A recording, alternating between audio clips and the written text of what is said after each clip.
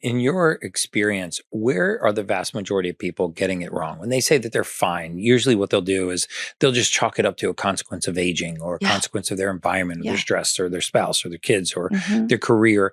But I found that it's usually not any of those things. Mm. It's usually the absence of a lot of the basics. But Mhm. where do you find that the vast majority, men and women that are coming to you that Mhm. say they're fine, what are they getting wrong? I think they feel good enough today, Mm, right? They're able to get up and just go through their daily routine with their health and their future as an afterthought. mm, Somehow we've prioritized the carpool or the next meeting or mhm, the next deal as from a temporal perspective, like today, mhm. more important. But there's this concept in banking I learned from the bankers. It's called temporal disconnect.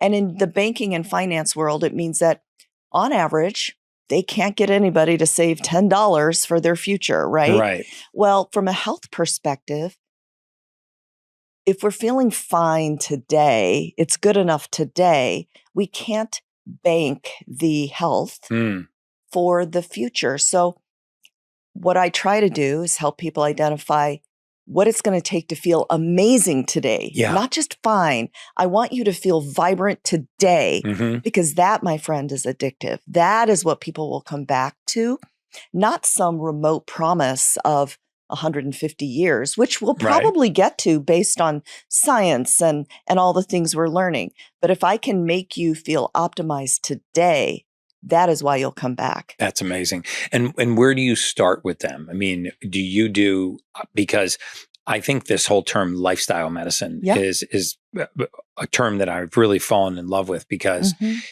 rarely, if you've ever gone to see a physician, do they ask you anything about your lifestyle. I mean, Yeah. you have hypertension, you have poor sleep, you have weight gain, water retention, brain fog, you have all these Yeah. consequences going on.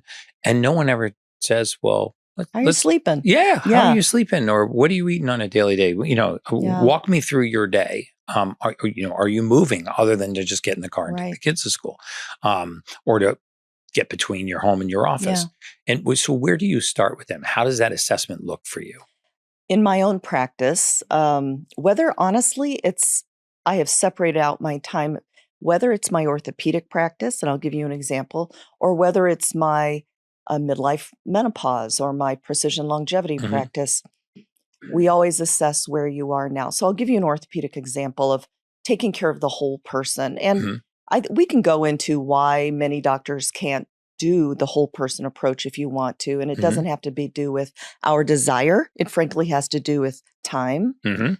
but Time and compensation. time I and mean, yeah. compensation, if we're honest about it. So if a woman comes to me and she has the dreaded frozen shoulder, which means Oh out my of gosh, my wife nowhere, had that. So did I want to go she? down this Oh, rabbit hole. please.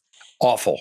So what happens in frozen shoulder? It's an inflammatory response to midlife or inflammation, obviously, because it also happens in people with diabetes. But how it presents is out of nowhere, Gary. Nothing happened. You did not bang your shoulder into the door. Mhm. You did not work out hard. Mhm. You have quick onset of excruciating pain, Unbelievable. unrelenting, and you Yeah. cannot sleep. And then with very short amount of time, you can't move your arm, right? Yeah.